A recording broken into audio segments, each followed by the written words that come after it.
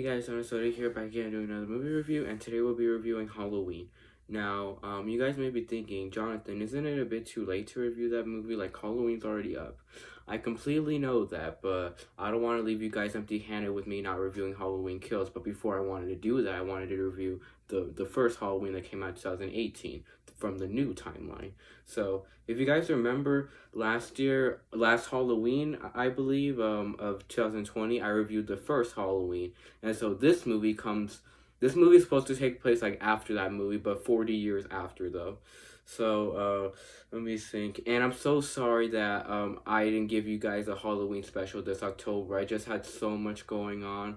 I was super stressed. I wasn't even home most of the time. I was working out most of the time, and right now I just got done working out, so I'm like, I just worked out. I got nothing else to do. So I just decided to do a video right now. I haven't done a video in a few weeks. My last one was for the Evil Dead. And maybe it's a maybe right now, but maybe I'll continue that series of Evil Dead reviews. But for sure, like sometime like this weekend I'll probably review the Eternals. And then I'll probably review Halloween Kills tomorrow. I mean, no promises, but it's a maybe. So yeah. Let me think. Anything else I should say? Oh yeah, and I was planning. I mean, this is another maybe too. This month, I could review the Wes Anderson movies too, since the French Dispatch just came out, and I'm gonna see it tomorrow. I'm probably gonna review all the Wes Anderson movies with that one too. So yeah, but that'll be a maybe though. And then this month, another Ridley Scott movie comes out. One came out last month in October called The Last Duel. And this month I'm probably gonna review the new one called The House of Gucci, and for sure I'm probably gonna review Ghostbusters Afterlife because that one looks really cool. I'm really hyped for that one. So yeah, those are probably gonna be the reviews that I'm gonna have for you guys this month, but they're maybes though. Like they're plans, but they're maybes. Like they're not for sure though. You know what I mean? So yeah, okay, enough of that. Let's get right on to the Halloween review now. So Halloween is directed by David Gordon Green and features Jamie Lee Curtis. It features a huge cast, so if you guys want to skip me rambling names, just skip like 20 seconds or something. So it features Jamie Lee Curtis, uh, what's her name? Judy Matichak, I think is her name, or I don't know if I'm saying her name right. And then Dylan Arnold, Judy Greer, James, Jude Courtney, Nick Castle, Will Patton, Haluk Bilginer, Toby Huss, Jefferson Hall, Rian Reeves, Jabriel Tombu, Drew Sheed, Virginia Gardner, and Miles Robbins. And yeah, so this movie features a huge cast, and most of the times I can't even read my own handwriting, so that could probably be another reason why I'm not pronouncing these names right. So yeah. So the plot of this movie is, like I said before, it takes place 40 years after the first one, and for the past 40 years, this movie tries to make it seem like, because like the first Halloween ended with Sam Loomis shooting Michael like through the window, and then he falls out of the window and goes to like he just falls and just goes like right there to like the backyard, and then like when they look out the window, he's not there, like he's completely gone. But this movie tries to make it seem like after that happened, he went back to his house, and then they arrested him, they caught him, and have put him in the asylum for like the past 40 years. And then but like throughout those 40 years, Laurie has been completely traumatized. Like she's been really traumatized by all the effects of the first Halloween, and since then she's been waiting for Michael's arrival. Like she's always wanted Michael to get out of the asylum, so she can kill him. And so like she's been preparing for that her whole life. She's been like modeling her house, setting traps, training her daughter to be a fighter. So yeah, she's just been preparing for that for like her whole life basically. So yeah, and then 40 year like and then we and then 40 years later, Michael manages to escape the asylum. I mean, not really. I mean, yeah, he escapes, but it's mostly just due because like the bus crashed, similar to the original Halloween where the bus crashed, and then he just and like all the crazy people got out of the bus, including him. So yeah, so that happens, and then he goes back to Haddonfield to like kill more babysitters and to cause more chaos to the town of Haddonfield on Halloween night. And then Laurie sees that he's out of the asylum now, and so this is her chance to finally do what she's always prepared to do. She's gonna try to stop Michael. So yeah, that's basically the whole plot of Halloween 2018. Now, do I like this movie? Yeah, I like this movie. I mean, I don't love this movie. Like, there are so many people like that love this movie, and then there are others that hate this movie too. I'm not between those two. I mean, I'm in the middle of that. Like, I don't hate this movie. I don't even dislike this movie either. I mean, I like it. I mean, I just don't love it though, you know. So yeah, but I just thought this movie could have been better, and like especially since it was like another remake of Halloween, it could have been better. Like the kills could have been more creative. I mean the story was don't get me wrong, the story was amazing, but the way it was the way it was executed was I mean it wasn't bad like Halloween 3 executed its story, but the pacing in this movie did get very wobbly at times. Like the pacing was just like a little messy at times, and like so much random shit happened. Like yeah, so like the story wasn't really, I mean the story was there, but it was just very clunky at times, you know. I mean Halloween Kills does it better, but I'll get to that though. And then there's a lot of shit that happens in this movie that I really hate, that just makes me want to punch a hole through the screen, cuz they make so much decisions and so much shit. Like say like something really big is going to happen. Like it's going to happen, but then it doesn't even happen. Like literally, like there's this one part where like okay, this review will contain spoilers for the movie, so if you have not seen this movie then leave this review please. But I'm pretty sure most of you have seen this movie already. But what was I gonna say? But there's this one part where Michael is gonna kill Vicky, and then like you see a scene, you see a little scene where her boyfriend, what's his name, Oscar, he gets the knife and he wants to fight back, and it doesn't even show that. Like it completely cuts. It doesn't even show that. Imagine how cool it would have been to see that happen, but they just completely cut that. And then once you see him again, like he's just stabbed onto a wall, and I'm like, couldn't we have just seen how that happened? Like we should have just seen how that had happened. That would have been really cool. And then there's another scene like that too. And then a lot of the jokes in this movie too didn't really land for me. I mean, a lot of the jokes were I mean, most of them weren't even funny actually. Like there's this scene with these cops. Like there's so much unnecessary humor in this movie. Like humor that didn't even need to be there honestly for a Halloween movie. Like there's this one scene where there are cops like talking about their lunch, like they're like what they packed, what they made for their lunch, and then they're just like arguing about it, and they're like, dude, that's something a 5-year-old would make. And I'm like, does this scene really need to be here? But like after that scene happens, you see Michael like starting the police car, and then the cops are like, what is that? Is that Hawkins? And then like they drive to there, but then that scene cuts again. But then once you see them again, you see like this really cool death, but it's like, couldn't we have just seen how that happened? Like, cause like the the young cop got like the knife pen on his head, and like he just seemed super dead. And then he even had the head of his partner, but his partner didn't have his eyes, and his tongue was cut out, and he looked like a jack-o'-lantern. And I'm like, couldn't we have just seen how that happened? I want to see how that happened. Like, let's see how Michael did that. That would have been a lot cooler. But they just completely cut to what could have been the coolest scenes of the movie. But like there's just so many, like, and whenever there are kills, they're just very mediocre. I mean, there are some kills that are really cool. Don't get me wrong. Like there are a lot of kills in this movie that are cool. Like the gate one, that kill I thought was pretty clever. Let me think. But yeah, there are some kills in this movie that are creative. Some that are just very basic. And yeah, let me think. Anything else I should say? What else should I say? Okay, let's get on to my positives about the movie. My number one positive being I love the opening to this movie. I would say the opening to this movie is my favorite scene of the movie, where what's his name? Aaron. Yeah, Aaron, he takes out the mask from his bag.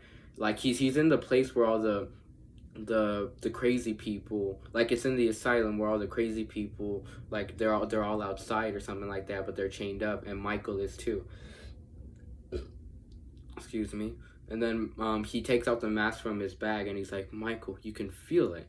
And then all the crazy people, they're all like screaming at it. They're all screaming at that, laughing at it, whooping about it, and literally like I thought, and that scene, I just thought that scene was really creepy. Like all the crazy people being scared of Michael. He's the most craziest one in there. He like all those crazy people, they're nothing compared to Michael. And it's just I thought that scene just raised up so much tension. Like it gave so much tension to the movie, and it really built a lot. Like literally, like the opening was just amazing. It was a perfect opening for this movie.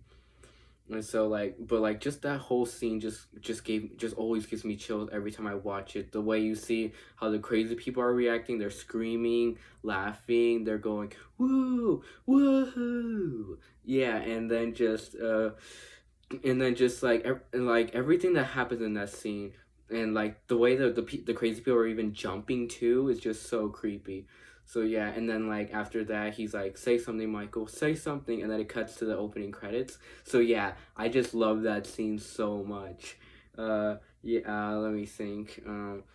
So yeah, and I would definitely say that's one of the best scenes in the whole franchise. And I would have loved to review this movie at last month, the whole month of October. I would have loved to review all these Halloween movies because this is my favorite horror franchise is the Halloween movies. But like I said before, so much happened last month. Let me think. Anything else I should say about this movie? Let me think. Anything else? Oh yeah, and another positive about this movie is there's this like whole sequence where it shows like this babysitter. It's one of Allison's friends, and she is babysitting this little kid named Julian. And Julian, I just thought he was so funny. Like he literally was the easily the funniest character in the whole movie. I love Julian so much. He was so hilarious, and he was so cool. Like he was amazing. He was definitely I so many people say that he stole the whole movie, and I would definitely agree with that. He was just like, yes, he was amazing. I loved every second he was on screen. Like all the jokes he pulled, like when what's her name, when Vicky was on the phone, he was like, are you bringing marijuana? Like are you getting your boyfriend to come to smoke some weed? Because he's like that's not appropriate behavior. And then Vicky's like, you're the you're my least favorite kid that I babysit, and I babysitted a lot of losers. Yeah, just that whole sequence is just so funny. I definitely that was easily the most funniest part of the movie, and that was one of the only jokes that worked in this movie. Yeah. Let me think. So yeah, that whole sequence was amazing, and then like the whole sequence with Vicky dying, I thought was pretty cool too. Like when Julian was scared that he saw the boogeyman in his closet, but then she closes the closet door and it's not even closing, but then he comes up with the knife. Like that scene was just wow. Yeah, so this movie definitely does have its moments. Like it's not bad. Like from all the negatives I just brought up, like I mean they are negatives, but this movie does have a lot of good stuff in it though. So that's what makes me not dislike this movie. Let me think. Anything else I should say? Okay, let's get on to the characters of the movie now. First off, we start off with Laurie. Now, I thought Laurie was really cool in this movie. Laurie in this movie reminded me a lot like Laurie in H2O. She was really cool in that movie too, but I thought here she was even cooler. Yeah, so that's definitely another huge positive is the character of Laurie, how she shines, how her character arc grows. And I just love how she's just so dramatized throughout the whole movie, and she's always wanted to kill Michael. Like she's really desperate with Michael coming to her, and she really wants to finish him. And yeah, and this is basically a Laurie versus Michael story, and I thought that was cool. Let me think. Anything else I just say about Laurie? And then she also did have a lot of pretty cool lines too. And then I really love how she did a lot of stuff back to Michael, like like the scene where Michael falls out of the window and he goes to the backyard and he's not there, but then Laurie does the same to Michael. Yeah, and then that whole ending sequence, like with her fighting Michael, that ending was awesome. I loved it so much, and like that whole scene just brought up so much tension, so much like suspense. Like that whole sequence was just so suspenseful, and it definitely like was a very satisfying ending. Let me think. Anything else I should say about Lori? And then I really love that scene where she goes to the asylum and she sees where they're transferring all the crazy people to the bus, and then Lori even sees Michael too without his mask, and from there like she went really mad. So yeah, that's I thought that scene was really emotional. Let me think. Anything else? And then I really like the scenes where she's like telling the cops about Michael, like how he's coming, how like there's a monster walking among us. And then I really like her whole relationship with Hawkins too, but that relationship is nowhere near as good as in the next one. But I'll get to the next one though, like I said. Let me think. Anything else I should say? Anything else I should say about Lori? And then I really love her relationship with her daughter and her granddaughter too. How she really cares for her granddaughter. And in the beginning, Aaron and Dana give her $3,000, but then she gives it to her granddaughter. And that was pretty cool. And then I really like her whole relationship with her daughter too. How since she was a kid, like she trained her to be a fighter. And her daughter even shot her first gun at 8. But then social services took her away from Lori when she was 12. So yeah, and then let me think. And then I really like the daughter too. What's her name? Karen. Yeah, her name was Karen. I really liked Karen a lot too. How she didn't hate Lori, but she was just like, yeah, she gave me a she was kind of giving me a bad childhood. I don't know the word. I wouldn't say she hated Lori. I wouldn't even say she disliked her, but like she just feels like she was a bad mom. Yeah, so that's basically what I'll say about Karen. So, yeah, and I liked how like she was always telling Allison about that, like don't get too attached to Lori and all of that, and and Allison even saw that Karen was always a little uncomfortable when Lori would come over. Let me think. Anything else I should say? And then let's get on to Allison. I really liked Allison a lot in this movie, where how she has a boyfriend, but then like the boyfriend cheats on her towards the middle, and then let me think.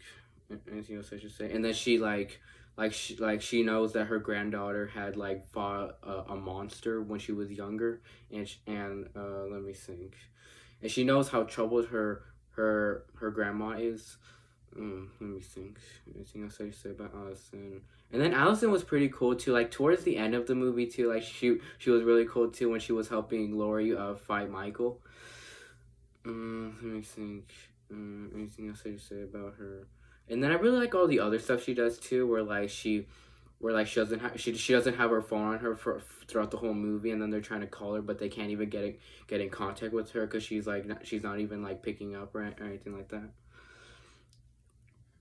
Let me think. Anything else I should say? And then let's get on to the character of Cameron. I mean, Cameron was okay in this movie. He was Allison's boyfriend. He was okay in this movie. I mean, yeah, that's all I'll say. He was okay, but then he disappears like throughout the whole movie. Like you just see he cheated on her and she threw her phone in the nacho cheese, and then after that he just disappeared throughout the whole movie, and he didn't even come back to the second one. And Cameron, he was okay, but in the next one, his character really grows. Let me think. Any other character I should say? And then we get on to Michael. I don't even. I'm 20 minutes into this review, and I haven't even talked about Michael yet. Michael was awesome. Michael was great in this movie, I would say. I loved Michael a lot, and they really did a good job with us assembling an old Michael. I thought that was cool how like Michael was like in his 60s or 7. He was in his 60s actually, but he was still able to like kill crazy. He was still able to have very strong strength even as an old man, and I thought that was really cool how an old man was able to do all of this shit. Yeah, and then I really like that scene in the bathroom where he kills Aaron and Dana. Like he chokes out Dana, and then like he's banging Aaron's head throughout the whole bathroom. Excuse me. Let me think. Anything else I should say about Michael? And then I thought that scene was really messed up where Michael killed the gay boy and his dad. Like they were trying to go hunting, but then they saw the bus crash filled with all the crazy people, and then Michael killed the dad, and then he even choked out the little boy. I thought that part was really messed up. Let me think. Any other shit that Michael would do in this movie? Let me think. Any other creative kills that I liked from Michael? Let me think. And then I really liked that kill where he stabbed the girl in the neck. Like he was just going around like the neighborhood, and then he goes inside. He goes inside, and then he like stabs the girl in the neck, and then like he kills the old lady too, but it didn't show though. Let me think. Any other stuff? And then there was this one kill where Michael like stomps his doctor, which I thought that kill was pretty cool too. Any other kills I should say? And then I already talked about the gay one where he like, what was his name? Wait, shit, did I get that mixed up? I got it mixed up where I was saying that Vicky's boyfriend was Oscar, but Oscar was Cameron's best friend, and Vicky's boyfriend was Dave. Shit, I'm totally sorry about that. I fucked up right there. But Oscar was Cameron's best friend that got stabbed in the gate. But I thought that kill was cool. How Oscar was talking about his feelings for Allison, how he always liked her. But then the lights turn off in the house, and then Michael like stabs his hand, and then he's trying to climb the gate, but then Michael puts his throat down to his like he stabs, like there's like the gate railing right there, and then he like puts his neck right there, and then it goes through his head, and I thought that kill was pretty creative too. So yeah, and I think those are all the creative kills that I should mention in this movie. Other than that, everything else is just bland. I mean, not bland, but like they're ordinary. Let me think. Let me think. And then I just really like how they still kept like that whole thing where they were trying to get Michael to talk, but he couldn't talk. Like they just kept telling him to say something, but he would never do that. Like they were trying to like get him to like talk, but he couldn't. I mean I mean, I wouldn't say that, he just didn't want to. So yeah, and then they were really studying how crazy he was. Like they just saw how crazy he really was, and I really like that a lot about this movie. How they just make Michael to seem like this really crazy person. Let me think. Any other characters I should say? And then there's this other character too in this movie that I just completely hated. Like I hated with a passion, and that was Michael's doctor. Like I did not like this guy one bit. Like he did not really serve much of a purpose in this movie. That whole plan where he was the one that crashed the bus, and he wanted to like bring Michael to like kill Lori, because like that's the thing that was like keeping him alive. And then he even wore his mask, and I'm just like, the fuck? Like the whole shit with Dr. whatever the fuck his name is just didn't make any sense. His name is so forgettable. I can't even remember his name. I did not like the fucking doctor one bit. I hated him so much. He really deserved that death of Michael squishing his head. So yeah, I did not like him one bit. You could have just easily taken him out of this movie. I hated him so much.